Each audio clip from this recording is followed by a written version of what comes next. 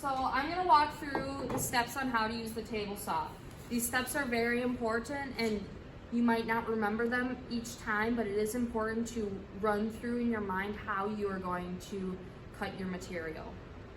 So right here I have some plywood. You can see that we have the grain running this way. If this was a regular piece of natural wood, not plywood, your grain would go all the way through. So in this case, you can see the layers, they were stacked and smushed together. So each grain is gonna look like this, where it's gonna alternate each layer.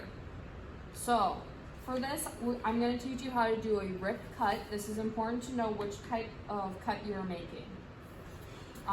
One of the first steps is to clean off the saw. The saw right now is clean. Everything, there is not sawdust, there's no scraps in the blade, there's nothing that is going to make it difficult for you to cut. The next thing is to square one edge.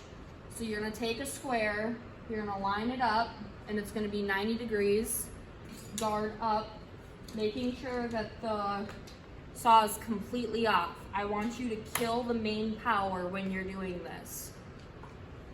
You are gonna place the square here. You can see that there's no gap, so it's perfect 90 degrees. You're gonna do the same with the fence. The fence is also perfect 90 degrees with no gaps. So we have squared our fence, we have squared our blade. The next thing is to check that this board has one square edge. So when you look at it diagonally, this whole side going down is going to be one edge. So we have one square edge. This is for finishing squaring up your board. So you need at least one square edge because that needs to go flush against the table saw fence. The next thing is to make sure that you have push sticks nearby. I will try to have as many push stick options in my classrooms, so whatever one feels the most natural you will have. So we have a couple here. I personally like to store my push stick when I'm using it right on top of the fence. So when I'm pushing it through, I can finish off with the push stick. The next thing is making sure the guards are in place. So I see that the guard is here. You put it down, go like this, move the fins down, and you pull it into place. The guard is now secure and in place for the cut. We determined that this is going to be a rip cut instead of a cross cut, and I'll have a video explaining that further. And then we're going to check the blade depth. So again, we're going to have to remove this, place your board up, and then you're going to see that there's this little gullet here, and we are going to make sure that our board is touching and flush with the gullet there. Okay, now replace and put the blade guard back on, pull it into place, and now we're gonna make our fence adjustment. So laying your material, push the fence to where you want this to cut.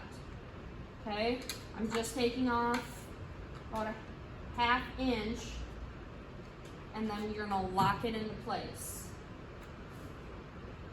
Next thing is to power up the saw. Make sure to remove your material. So you are gonna be holding it.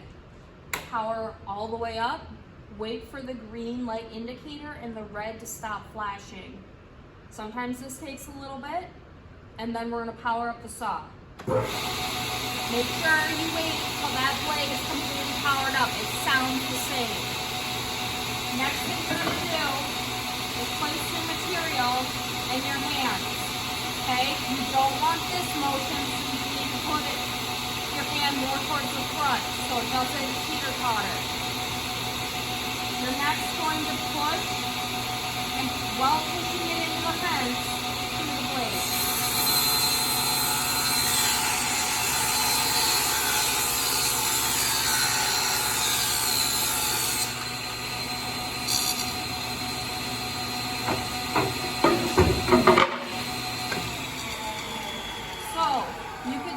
I never took my hands off the board. I was pushing it into the fence which is the most crucial point, otherwise it turns back into the blade. The next thing is making sure when you get it, you are getting past the blade and you're getting it past the anti-kickback falls. You also saw that I pushed my material all the way to the floor. That means it's completely off the saw and it's clear of anything that will keep it from coming back towards you. Now, we stopped the blade, we heard it completely wind down, and we're gonna clean up the workspace. So I have material, do not leave this here. You're gonna take your material and your workpiece, make sure you properly dispose of your stuff, and make sure you return any machine better than the way you found it. That is how we use the table saw properly.